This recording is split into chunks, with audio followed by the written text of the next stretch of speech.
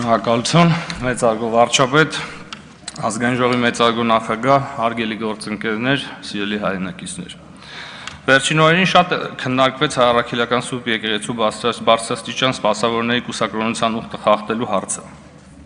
Սրա վերաբերյալ հրապարակային բազմաթիվ հարցադրումներ արվեցին կոնկրետ անձանց մասով, եւ եթե նախորդիվ այս հարցը մեր հանրության մեծամասնության շրջանում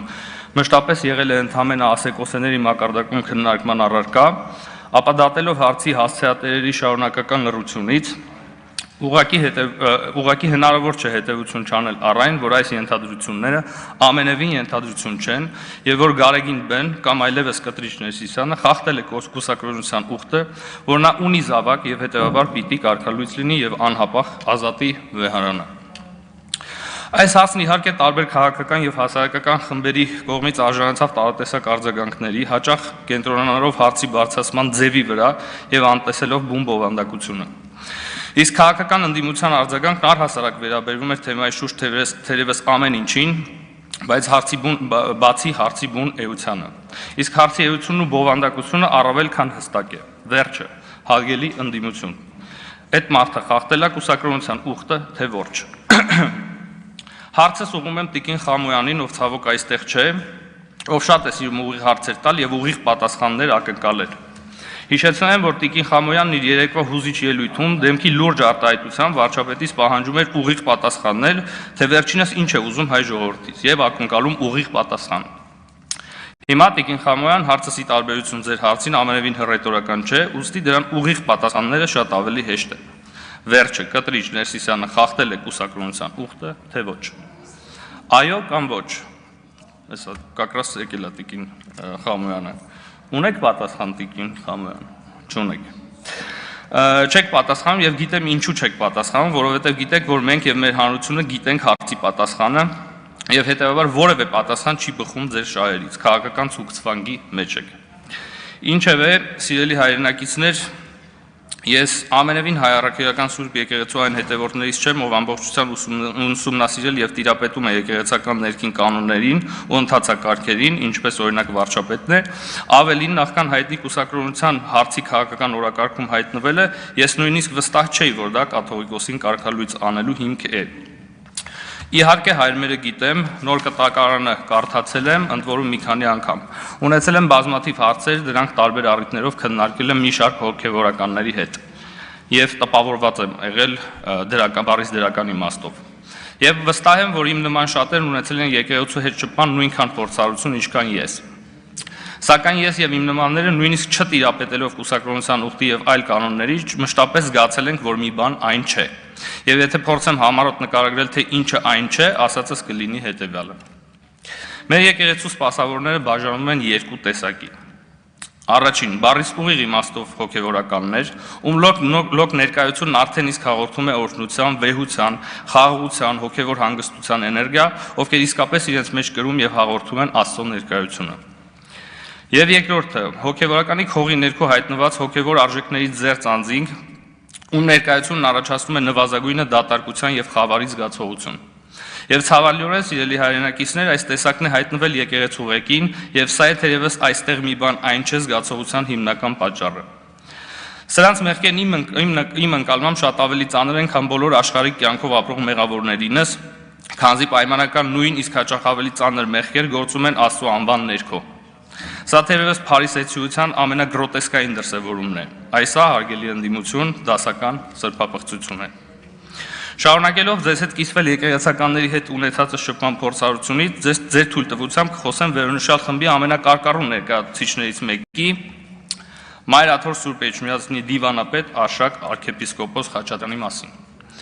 Հարգելի գործընկերներ, եկեղեցի կառավարություն հարաբերությունների հանձնաժողովի շրջանակում վարչապետի աշխատակազմի ղեկավարի կարգավիճակում վարչապետի կողմից նշանակվել էի կառավարության ներկայացուցիչ եւ ահա այս աշխատանքային ձևաչափում առիթ եմ ունեցել շփվել վերոնշյալ սուբյեկտի ղեկավարած պատվիրակության հետ։ Ցանկացած բանական մարդու մտքով կանցներ, որ օրակարգի առաջնային հարցերի շրջանակը պետք է ներառեր մեր եկեղեցիների կառավարմանն ու վերանորոգման առնչվող հարցերը, հաշվի առնելով, որ դրանց մի մասը գտնվում է եկեղեցու հաշվեկշռում, իսկ մի մասը կառավարության կամ մասնավորապես ԿԳՄՍ հաշվեկշռում։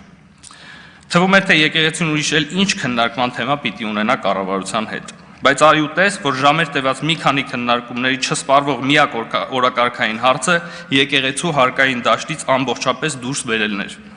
որ ըստ էության փաստացի իրողություն էր այդ պահին, սակայն օրենքով ոչ ամրագրված։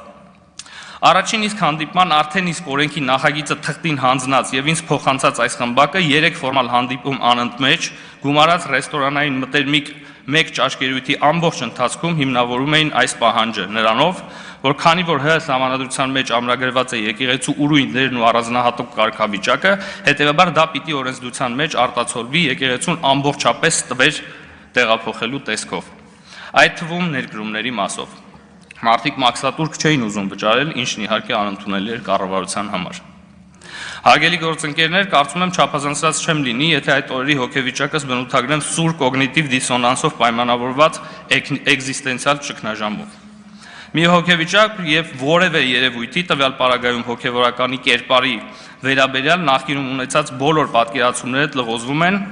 կամ պտտվում գլխի վայր եւ ինքդ սկսում ես քեզ հարցել տալ. լավ, արդյոք նորմալ է, որ սրբազանի վեղար կրող վերոնշյալ սուբյեկտը պտտվում է Mercedes Magnus-ի G-Class AMG Geländewagen մոտ $100,000 արժողությամբ ավտոմեքենայով, ունի անձնական վարորդ ու առանձին դուռ բացող փակող։ Արդյոք նորմալ է, որ սրբազանի կոչում ունեցող վերոնշյալ սուբյեկտը խոսքի մեջ օգտագործելով հայհոյանքներ, հավանաբար դրանով փորձելով հետս ոչ ֆորմալ կամ ընկերական գիծախբերական խոսակցություն ծավալել, կիսագողական փողոցային բառապաշարով շփվի պետական այրերի հետ։ Արդյոք նորմալ է, որ սրբազանի կոչում ունեցող վերոնշյալ սուբյեկտն իրեն իրավունք վերապահի ռեստորանում մատուցողի հետ ստրկատիրոջ դերի մեջ մտած կամահարական տոնայնությամբ խոսի վերջինիս հետ եւ այսպես շարունակ։ Իսկ առհասարակ այս օրերի քննարկումների ամենատպավորիչ եւ ոչ պակաս դիսոնանս առաջացնող զգացողությունն այն էր, թե ինչքան ավելի մոտ էր Աստծուն ֆինանսների փոխնախարարը, ով հիմնավորում էր եկեղեցականների պահանջի անթույլատրելիությունը, քան Արշակ Խաչատրյանն ու իր խմբակը, ովքեր ոչ մի կերպ չէին հրաժարվում իրենց նորանոր G-Class Geländewagen-ներ գնելու հեռանկարից։ Այսքանի հարցի էմոցիոնալ եւ բարոյական մասով։ Իսկ ինչ վերաբերում է եկեղեցու եւ պետության հարաբերություններին հարկայի դաշտի համատեքստում, կառավարության դիրքորոշումը այդ օրերին եւ հիմա էլ կարծում եմ պիտի լինի հետեւյալը։ Եկեղեցին պետք է ամբողջապես մտնի հարկային դաշտ եւ որևէ ձեռնարկատիրական գործունեություն պետք է հարկվի ուղիղ այնպես, ինչպես ոլորտի այլ ձեռնարկությունները, ինչից հետո քննարկելի է երկու տարբերակ։ Առաջին, կառավարությունն ամբողջապես եկեղեցուն է վերադարձնում գումարը, հավաքագրված գումարը, որպես նվիրատվություն, սակայն այն հատկացնում է կոնկրետ ծրագրերի շրջանակում եւ իրականացնում է վերահսկողություն այդ գումարի նպատակային օգտագործման վերաբերյալ։ Եվ երկրորդ, կառավարությունը չի վերադարձում հավաքագրված գումարը եւ եկեղեցին ամեն տարի դիմում է կառավարությանը կամ որևէ հաճախականությամբ կոնկրետ ծրագրերի իրականացման նպատակով ֆինանսական աջակցություն ստանալու համար։ Կառավարությունն իր հերթին քննում է ծրագրի նպատակահարմարությունը, որից հետո որոշում է կայացնում տրամադրել գումար, թե ոչ։ Համաձայնվեք, որ տրամաբանական է կառավարությանն ընձեռնել նման հնարավորություն։ Ի վերջո, միգուցե կառավարությունը չի ուզում հարկատուների գումարով Արշակ Սրբազանին G-Class Geländewagen գնել։ Իսկ այժմ ուզում եմ դիմել Աստծուն իսկապես մոտ եւ մեզ աշխարհիկ մարդկանց Աստծուն մոտեցնող հայ առաքելական Սուրբ Եկեղեցու իրական սպասավորներին։ Եկեղեցին այն տարիներ շարունակ պղծած խմբակը չէ։ Եկեղեցին դուք եք եւ դուք պետք է այս ամենի վերաբերյալ հստակ դիրքորոշում հայտնեք։ Ես ձեզ կոչ եմ անում այլևս չհանդուրժել այս ամենը եւ վերադարձնել եկեղեցին ժողովրդին, վերադարձնել եկեղեցին Աստծուն։ Եվ վերջում